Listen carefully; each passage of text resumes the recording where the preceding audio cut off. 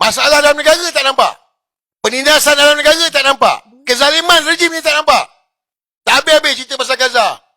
Oh, kejayaan. Kita ada kejayaan. Kejayaan kepala otak kau. Orang semua dah tahulah kezaliman Israel tu.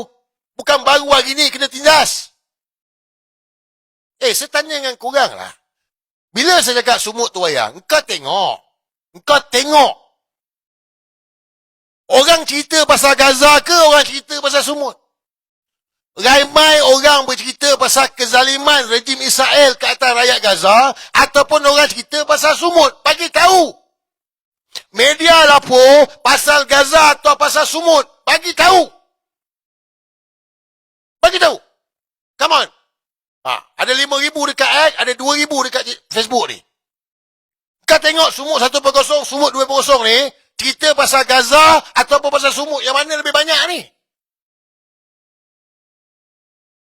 Orang dah tahu kezaliman rejim Israel. Orang cerita pasal kau je, media lapor pasal kau je. Tutup cerita pasal Gaza. Tutup dah cerita pasal Gaza sebab kau orang. Inilah kata wayang.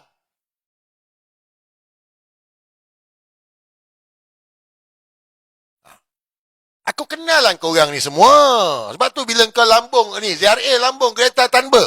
Greta Thunberg tu pejuang LGBT. Kau biar betul ZRA. ZRA. Haji Zainal, kau lambung Greta Thunberg tu. Greta Thunberg tu pejuang LGBT. Baruah New World Order. Baruah New World Order. Greta Thunberg tu. Kenapa kau lambung dia? Kenapa kau puji dia? Aku kenal korang ni semua. Aku bukan baru lah. 2008 lagi lah. Aku kenal korang ni semua lah.